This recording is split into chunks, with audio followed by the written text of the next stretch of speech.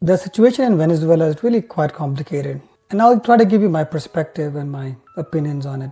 I do have a unique perspective because one, I lived in Venezuela as a child, and two, I have various clients from Venezuela.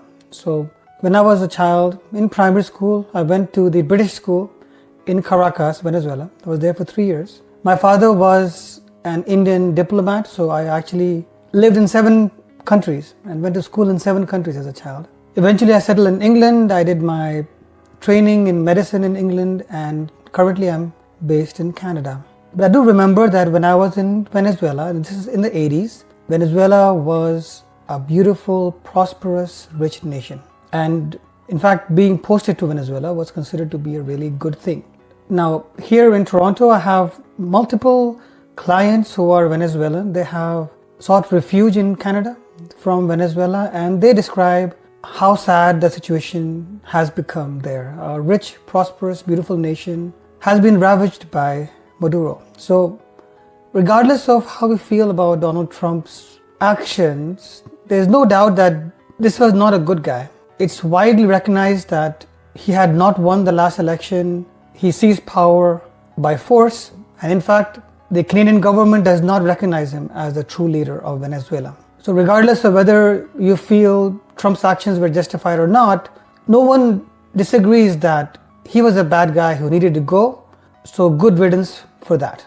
However, Trump's actions do open up many other possibilities. There was a time early on in Trump's term that people felt he was just all bluster and no action. We just had to somehow get through these 4 years. Hopefully he would lose the next election. Someone like Gavin Newsom would come along, become the new president, and everything would go back to normal. The problem is that Trump this time around has been all action. And all of a sudden, everything he's been saying about what he perceives as necessary for the national security and interest of the United States, annexation of Greenland, annexation of Canada, gaining control of Mexico, we need to now sit up and just rethink. This guy could just one day, 2 o'clock in the morning, just kidnap leaders of countries and announce that he'll be controlling the country. That's a scary thought.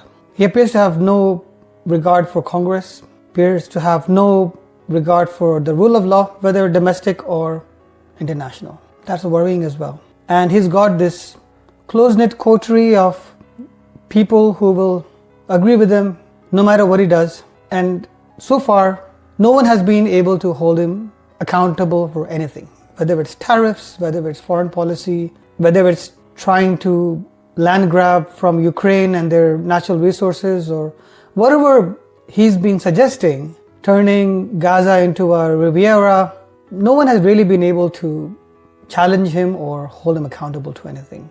And the scary thing is we've got 3 years left to go. What else would he do in those 3 years? What would we be doing near the end of those 3 years? It's very well known that rulers like him would typically start a war at the end of that term so that elections can't be held. Is he planning an annexation of Greenland next year, Mexico the year after, and Canada the year after that? I sure hope not. But looking at his actions and how erratic, unexpected, and surprising everything is, anything seems possible. The biggest problem I see with the way this was done is I look at the Western Alliance as something which was formed after the World War. We like to see ourselves, United States, Canada, England, France, as nations, allies who destroyed evil in the form of Nazi Germany and are the upholders of democracy, the rule of law. And now we have a situation where 2 countries who are permanent members of the United Nations Security Council, 1 Russia and 2 now the United States, are invading other sovereign countries. The problem with that is that the moral high ground is lost. It's similar to the situation in Gaza. Initially, after that horrendous terrorist attack on the Israeli people, it was absolutely and completely justified to take appropriate retaliatory action and steps. But as it dragged on, as it became increasingly clear that the rule of law, and particularly attempts to uphold innocent life, to avoid loss of innocent life, was not being met, the moral high ground is slipping. It's becoming increasingly difficult for the Western Alliance to say that they have any moral high ground. And I feel that's a problem, because the reason that here in the West we are able to control the markets, control currencies, act like the center of the world when it comes to financial institutions, etc., is because we have trust, because we are the good guys and we have the moral high ground. All this will do is divide power out. China will become more powerful, India will become more powerful, because the West is losing that grip and the United Nations is becoming completely irrelevant. Going forward, let's see what happens from here. I hope something good comes out of it for the Venezuelans. They have suffered a lot. Some degree of privatization of their oil infrastructure will be good for them. They have huge oil resources and they have been really quite inefficient at tapping them. And so if big companies from across the world, be it American companies or British companies like British Petroleum, if those big corporations do come in and help in getting access to those reserves, there's a win-win there for both sides. I don't see that necessarily as a bad thing. But for one country to essentially land grab and just take hold on another country's resources is clearly illegal and wrong. Saying that, I don't think that will happen. What the Canadian administration needs to do, I feel, is more or less exactly what Mark Carney has been doing.